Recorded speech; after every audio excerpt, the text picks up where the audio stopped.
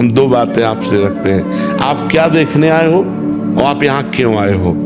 तो आप यहाँ देखने आए हो साधुता, भगवान के भक्त का दर्शन जो शास्त्र के अनुसार चलता है।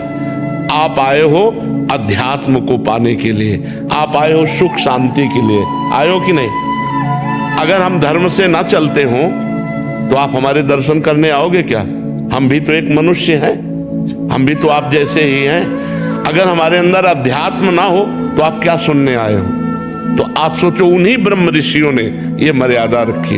वैसे ही जब हम चलते तो हमारे अंदर तेज, हमारे अंदर शांति, हमारे वचनों का प्रभाव, हमारे दर्शन मात्र से तुम्हें सुख मिलेगा।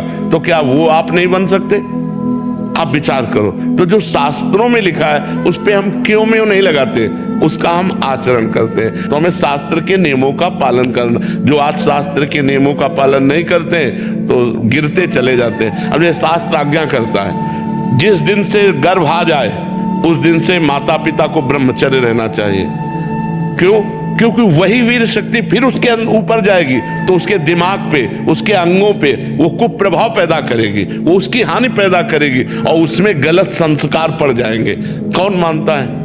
शास्त्र जो आज्ञा करता है अगर उसके अनुसार चलो तो आज सब सुखी हो जाएं। पर शास्त्र की आज्ञा का कहाँ पालन हो रहा है? बोले प्रातः काल उठना चाहिए, ब्रह्म मुहूर्त में उठ करके गुरुजनों माता पिता के चरण छूने चाहिए। कौन मान रहा है?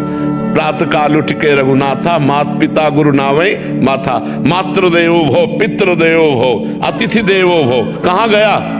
पहले लिखा होता था घरों में बड़े अक्षरों में अतिथि देवो भो, अब लिखा होता कुत्ते से सावधान, नहीं लिखा होता।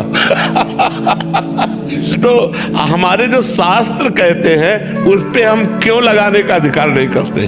हम उनका पालन करते हैं। क्यों लगाने का मतलब संशय करना और पालन करने का मतलब श्रद्धा करना। और श्रद्धावान लभते ज्ञानम, श्रद्धावान ही ज्ञान को प्राप्त होता है, श्रद्धावान ही आनंद को प्राप्त होता है, श्रद्धावान ही परम शांति को प्राप्त होता है। इसलिए हमें लगता है शास्त्रों की आज्ञा का पालन किया जाए, ना कि उसमें क्यों रखा जाए।